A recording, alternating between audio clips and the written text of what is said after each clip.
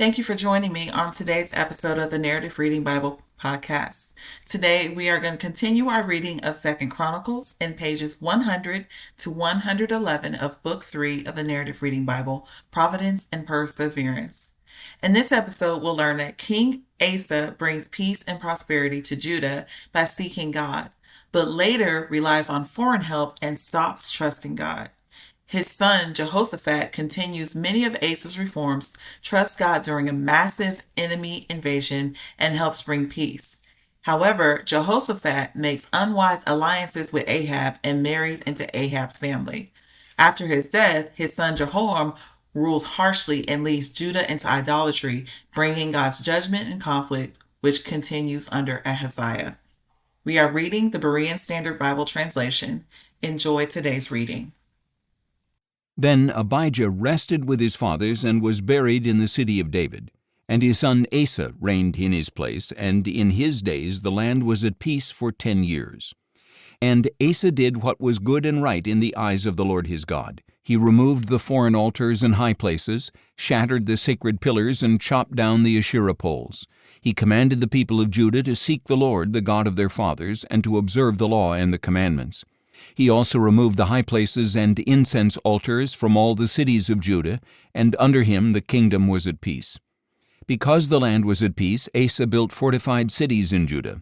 In those days no one made war with him, because the Lord had given him rest. So he said to the people of Judah, "Let us build these cities and surround them with walls and towers, with doors and bars.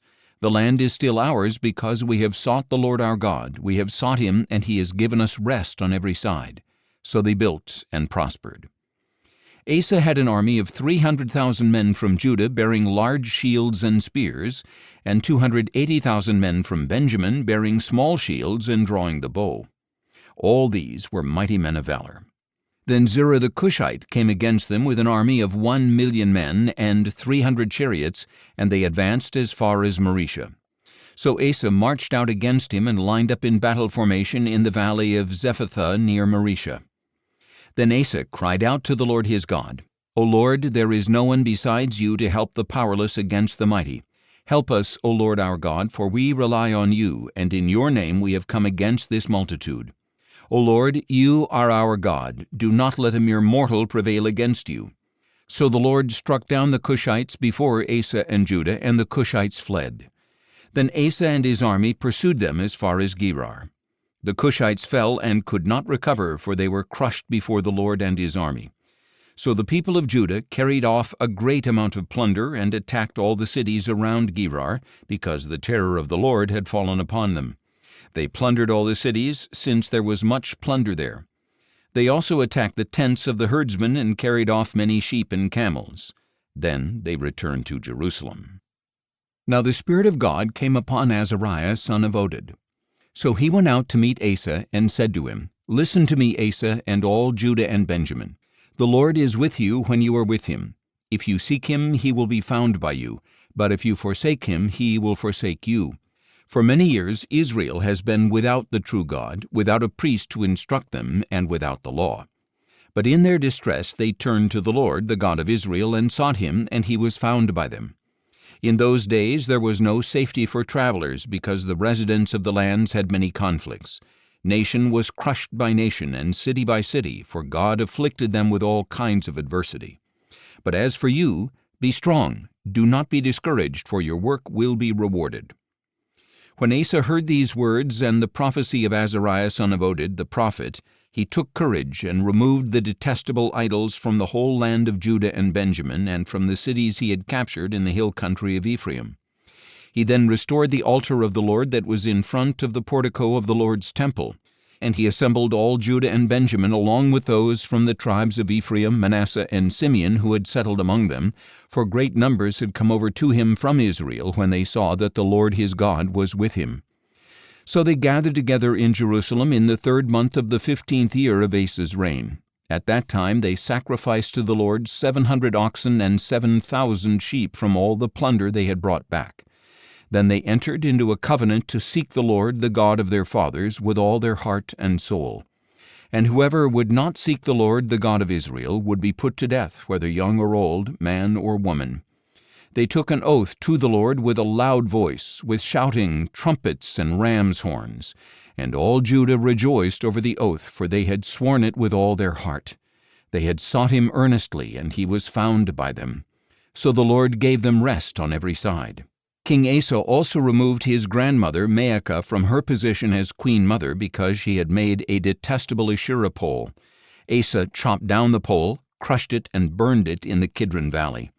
The high places were not removed from Israel, but Asa's heart was fully devoted all his days. And he brought into the house of God the silver and gold articles that he and his father had dedicated. And there was no war until the 35th year of Asa's reign. In the 36th year of Asa's reign, Baasha, king of Israel, went up against Judah and fortified Ramah to prevent anyone from leaving or entering the territory of Asa, king of Judah. So Asa withdrew the silver and gold from the treasuries of the house of the Lord and the royal palace, and he sent it with this message to Ben-Hadad, king of Aram, who was ruling in Damascus. Let there be a treaty between me and you, between my father and your father. See, I have sent you silver and gold. Now go and break your treaty with Baasha, king of Israel, so that he will withdraw from me. And Ben-Hadad listened to King Asa, and sent the commanders of his armies against the cities of Israel, conquering Ijon, Dan, Abel-maim, and all the store cities of Naphtali. When Baasha learned of this, he stopped fortifying Ramah and abandoned his work. Then King Asa brought all the men of Judah, and they carried away the stones of Ramah and the timbers Baasha had used for building. And with these materials he built up Geba and Mizpah. At that time Hanani the seer came to King Asa of Judah and told him, Because you have relied on the king of Aram and not on the Lord your God, the army of the king of Aram has escaped from your hand. Were not the Cushites and Libyans a vast army with many chariots and horsemen? Yet because you relied on the Lord, he delivered them into your hand. For the eyes of the Lord roam to and fro over all the earth, to show himself strong on behalf of those whose hearts are fully devoted to him. You have acted foolishly in this matter. From now on, therefore, you will be at war. Asa was angry with the seer, and became so enraged over this matter that he put the man in prison, and at the same time Asa oppressed some of the people. Now the rest of the acts of Asa, from beginning to end, are indeed written in the book of the kings of Judah and Israel.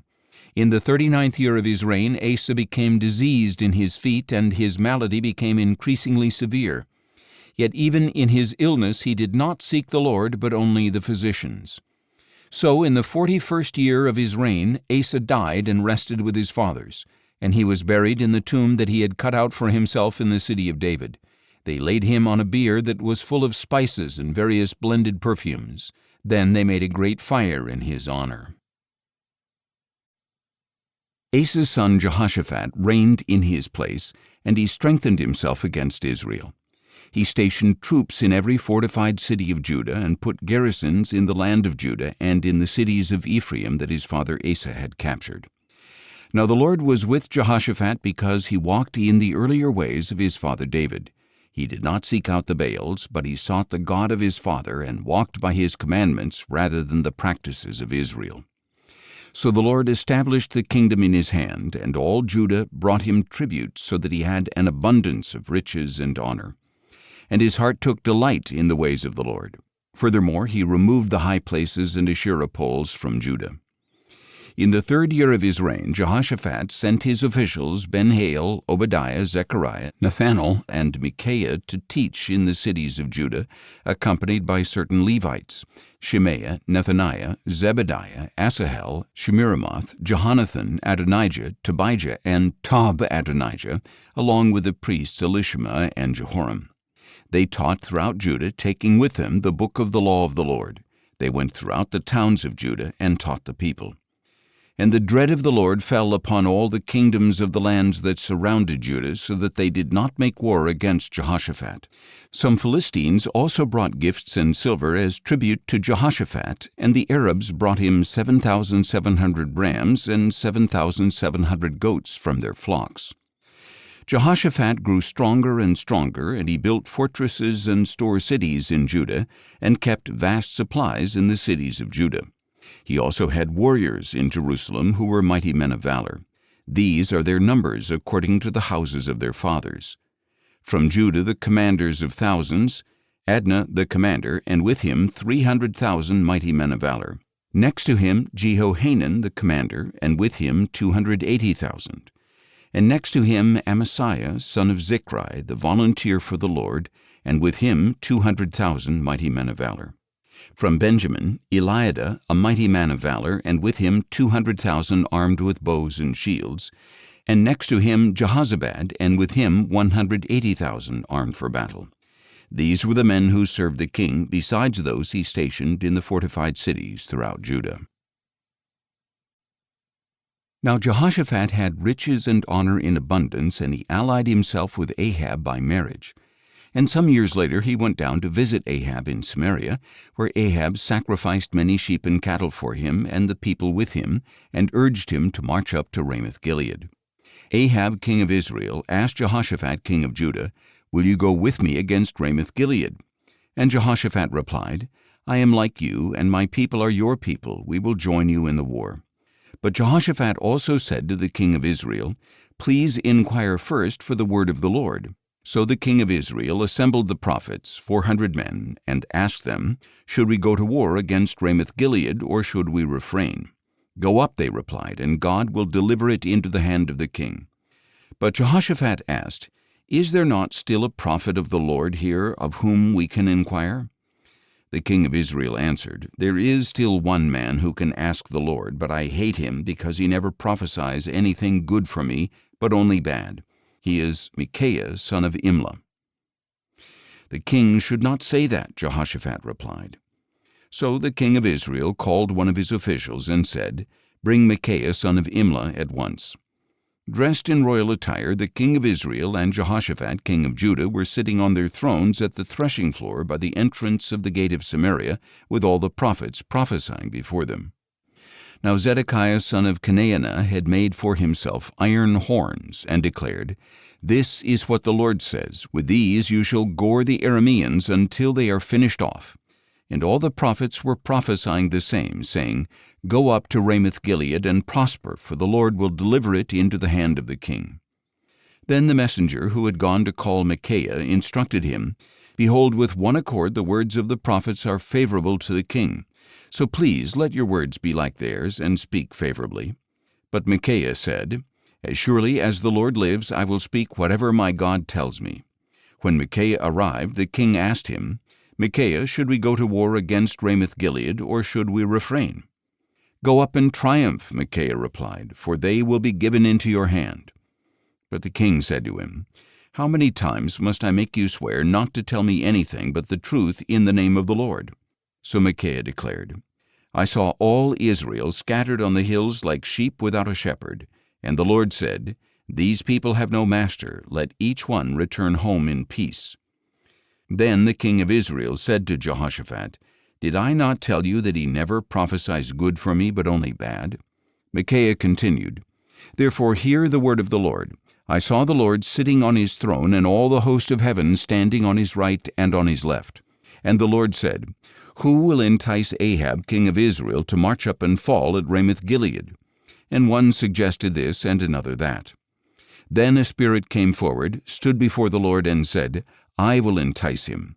By what means? Asked the Lord. And he replied, I will go out and be a lying spirit in the mouths of all his prophets. You will surely entice him and prevail, said the Lord. Go and do it. So you see, the Lord has put a lying spirit in the mouths of these prophets of yours, and the Lord has pronounced disaster against you. Then Zedekiah son of Chenaanah went up, struck Micaiah in the face, and demanded, Which way did the Spirit of the Lord go when he departed from me to speak with you? Micaiah replied, You will soon see, on that day when you go and hide in an inner room.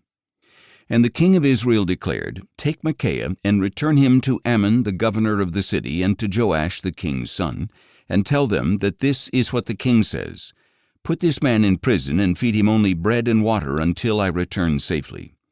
But Micaiah replied, If you ever return safely, the Lord has not spoken through me. Then he added, Take heed, all you people. So the king of Israel and Jehoshaphat king of Judah went up to Ramoth-Gilead. And the king of Israel said to Jehoshaphat, I will disguise myself and go into battle, but you wear your royal robes. So the king of Israel disguised himself and went into battle. Now the king of Aram had ordered his chariot commanders, "Do not fight with anyone small or great except the king of Israel." When the chariot commanders saw Jehoshaphat, they said, "This is the king of Israel." So they turned to fight against him, but Jehoshaphat cried out, and the Lord helped him. God drew them away from him. And when the chariot commanders saw that he was not the king of Israel, they turned back from pursuing him.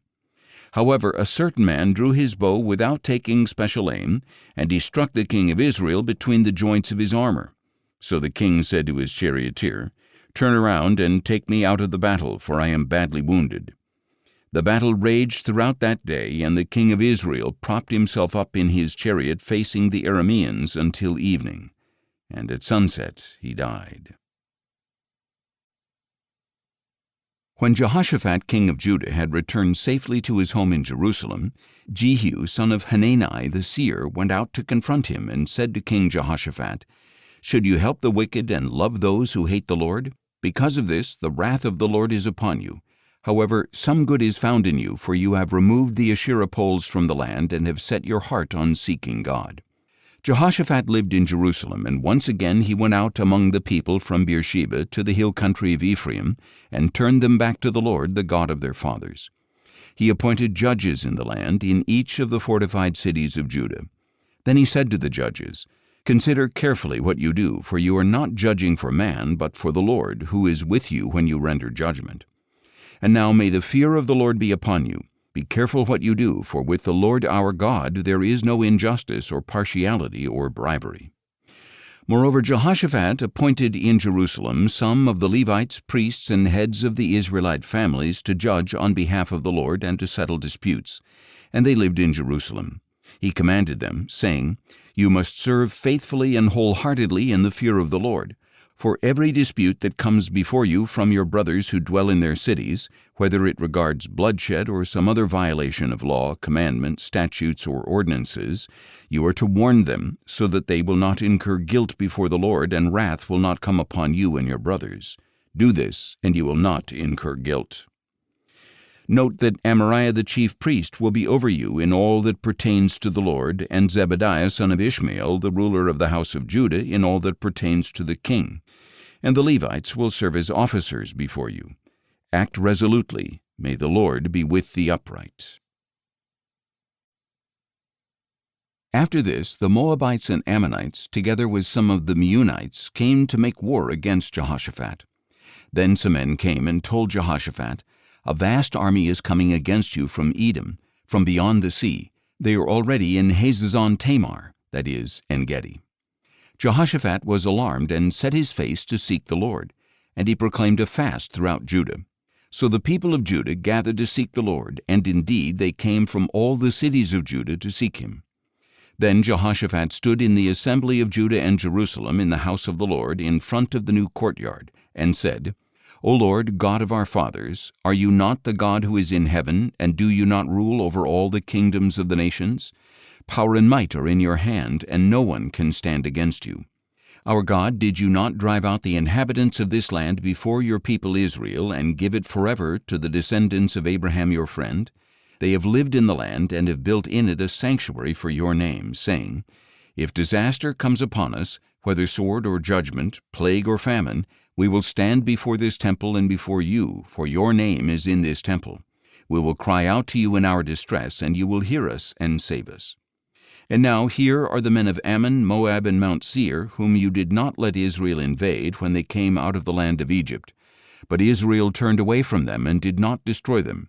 See how they are repaying us by coming to drive us out of the possession that you gave us as an inheritance.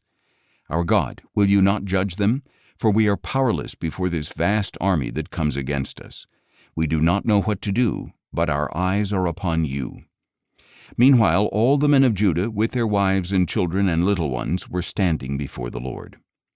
Then the Spirit of the Lord came upon Jahaziel, son of Zechariah, the son of Benaiah, the son of Jeiel, the son of Mattaniah, a Levite from Asaph's descendants, as he stood in the midst of the assembly. And he said, "Listen, all you people of Judah and Jerusalem. Listen, King Jehoshaphat. This is what the Lord says. Do not be afraid or discouraged because of this vast army, for the battle does not belong to you, but to God. Tomorrow you are to march down against them. You will see them coming up the ascent of Ziz, and you will find them at the end of the valley facing the wilderness of Jeruel. You will not need to fight this battle.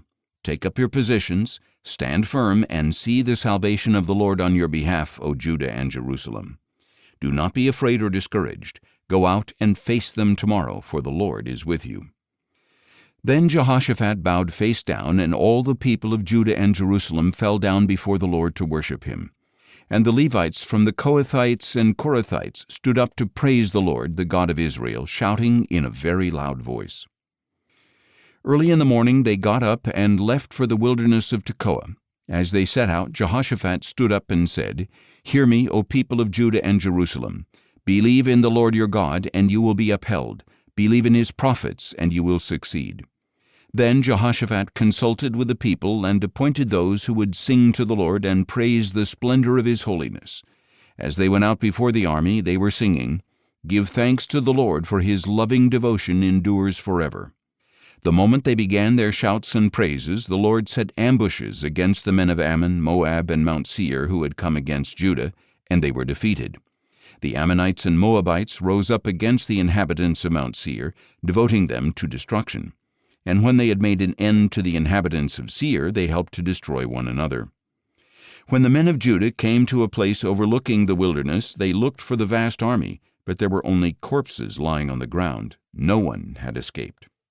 Then Jehoshaphat and his people went to carry off the plunder, and they found on the bodies an abundance of goods and valuables, more than they could carry away. They were gathering the plunder for 3 days because there was so much. On the 4th day they assembled in the valley of Berekah, where they blessed the Lord. Therefore that place is called the Valley of Berekah to this day. Then all the men of Judah and Jerusalem, with Jehoshaphat at their head, returned joyfully to Jerusalem, for the Lord had made them rejoice over their enemies. So they entered Jerusalem and went into the house of the Lord with harps, lyres, and trumpets.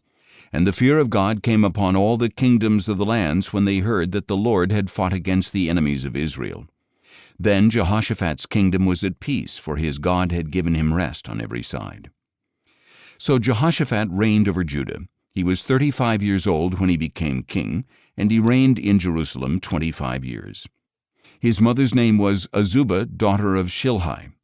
And Jehoshaphat walked in the way of his father Asa, and did not turn away from it. He did what was right in the eyes of the Lord. The high places, however, were not removed. The people had not yet set their hearts on the God of their fathers. As for the rest of the acts of Jehoshaphat, from beginning to end, they are indeed written in the Chronicles of Jehu son of Hanani, which are recorded in the book of the kings of Israel. Later, Jehoshaphat king of Judah made an alliance with Ahaziah king of Israel, who acted wickedly. They agreed to make ships to go to Tarshish, and these were built in Ezion-Geber. Then Eliezer, son of Dodavehu of Maresha, prophesied against Jehoshaphat, saying, "Because you have allied yourself with Ahaziah, the Lord has destroyed your works." So the ships were wrecked and were unable to sail to Tarshish. And Jehoshaphat rested with his fathers, and was buried with them in the city of David. And his son Jehoram reigned in his place. Jehoram's brothers, the sons of Jehoshaphat, were Azariah, Jehiel, Zechariah, Azariah, Michael, and Shephatiah.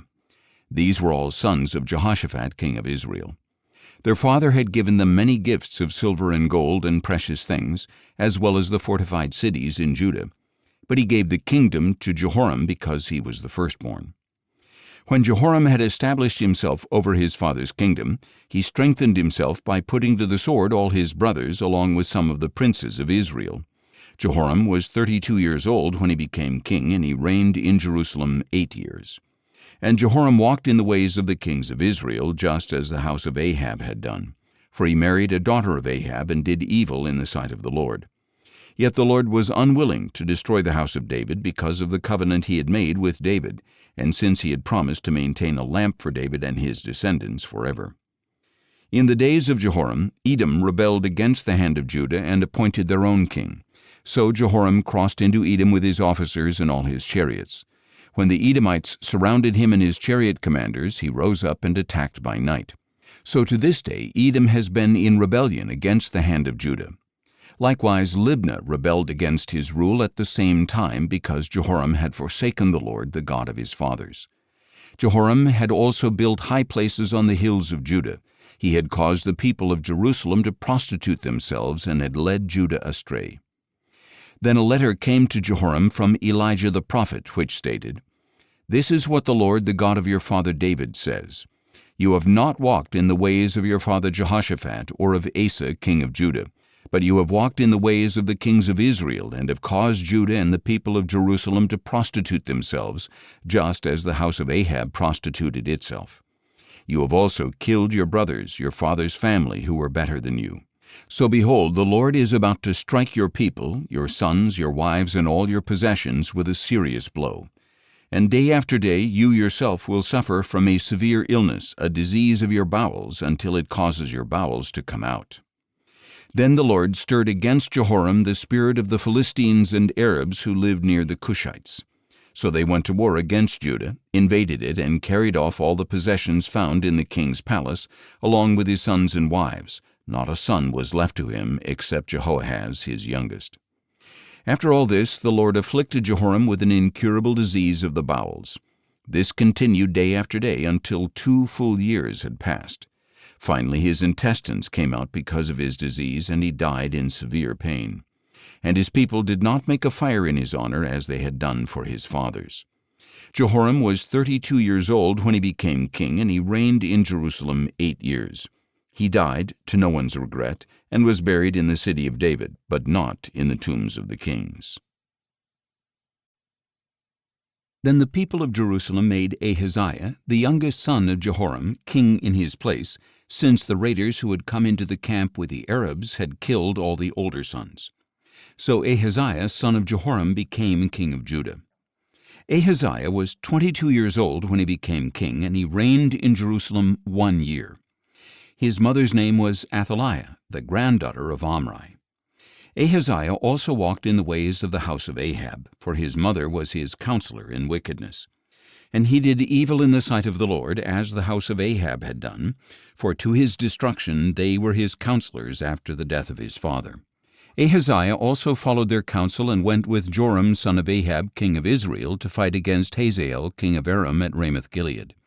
But the Arameans wounded Joram, so he returned to Jezreel to recover from the wounds they had inflicted on him at Ramah when he fought against Hazael, king of Aram. Then Ahaziah, son of Jehoram, king of Judah, went down to Jezreel to visit Joram, son of Ahab, because Joram had been wounded. Ahaziah's downfall came from God when he went to visit Joram. When Ahaziah arrived, he went out with Joram to meet Jehu, son of Nimshi, whom the Lord had anointed to destroy the house of Ahab. So while Jehu was executing judgment on the house of Ahab, he found the rulers of Judah and the sons of Ahaziah's brothers who were serving Ahaziah, and he killed them. Then Jehu looked for Ahaziah, and Jehu's soldiers captured him while he was hiding in Samaria. So Ahaziah was brought to Jehu and put to death. They buried him, for they said, "He is the grandson of Jehoshaphat, who sought the Lord with all his heart." So no one was left from the house of Ahaziah with the strength to rule the kingdom. When Athaliah, the mother of Ahaziah, saw that her son was dead, she proceeded to annihilate all the royal heirs of the house of Judah. But Jehoshabeath, daughter of King Jehoram, took Joash, son of Ahaziah, and stole him away from among the sons of the king who were being murdered, and she put him and his nurse in a bedroom. Because Jehoshabeath, the daughter of King Jehoram, and the wife of Jehoiada the priest, was Ahaziah's sister, she hid Joash from Athaliah so that she could not kill him. And Joash remained hidden with them in the house of God for 6 years, while Athaliah ruled the land. If you're ready to dive deeper or read along with us through the whole Bible, visit thenarrativereadingbible.com. There you will find free discussion resources. Plus, you can purchase the 6-volume Narrative Reading Bible set so that you can join us in reading the entire Bible in 1 year while also gaining a profound understanding of its grand narrative. Don't miss our next episode tomorrow, where we will be covering pages 112 to 123 in 2 Chronicles. Until then, take care and God bless.